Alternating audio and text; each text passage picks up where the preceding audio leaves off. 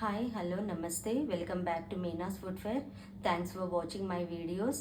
ఈరోజు నా second left over recipe వచ్చేసి రైస్తో చేస్తున్నానండి. రైస్ బుల్లెట్స్ ఎలా చేయాలో చూపిస్తానండి. లెఫ్ట్ ఓవర్ రైస్ ఒక బౌల్ తీసుకున్నాను, దానికి ఒక క్యారెట్ తీసుకున్నాను, అది చెక్కు తీసేసి ఇలా పీసెస్ చేసేసేసుకోండి.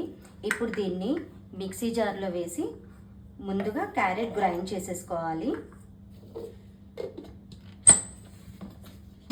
ఇలా ముందుగా క్యారెట్ని గ్రైండ్ చేసుకోండి. తర్వాత ఇందులోనే ఈ రైస్ వేసేసేయండి. రైస్ వేసి మళ్ళీ ఒకసారి గ్రైండ్ చేసుకుందాము. రెండు బాగా మిక్స్ అయిపోతాయి. ఇప్పుడు దీన్ని బౌల్కి తీసుకుంటున్నాను. ఇందులో 1 స్పూన్ బియ్యపిండి, 1 టేబుల్ స్పూన్ శనగపిండి, 1 టీ స్పూన్ కారం, నువ్వులండి. నువ్వులు ఇట్లా మరిన్ని వేసేసుకోండి. ఇప్పుడు కరివేపాకు, కొత్తిమీర అన్నీ ఇలా మిక్స్ చేసేసుకోండి బాగా.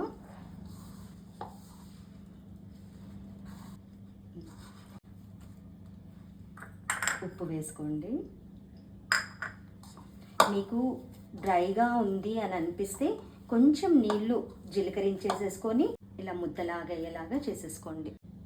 పిండి ఇలా కలుపుకున్న తర్వాత మనం రోల్స్ చేసుకుందామండి. చేతులకి ఆయిల్ పట్టించేసుకోండి. ఇవి చాలా చిన్న ముద్ద తీసుకొని పల్చగా చేసుకోవాలండి. ఎందుకంటే రైస్ కదా, తొందరగా లోపల భాగం కుక్ అవ్వదన్నమాట. అందుకు ఇట్లా బాగా సన్నగా చేసేసుకోండి. ఇప్పుడు వీటిని మనం డీప్ ఫ్రై చేసేసుకుందాం. ఆయిల్ హీట్ అయిందండి, వీటిని దీంట్లో వేసేసుకుందాము.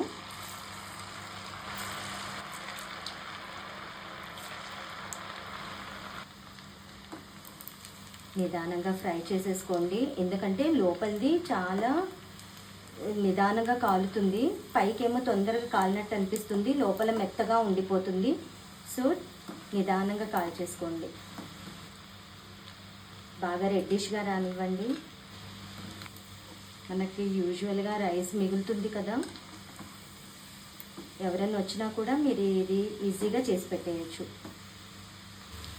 ఇదిగోండి ఇట్లా డార్క్గా రావాలి. ఇప్పుడు వీటిని తీసేసుకుందాం. ఇలా టిష్యూస్ మీద తీసేసుకోండి.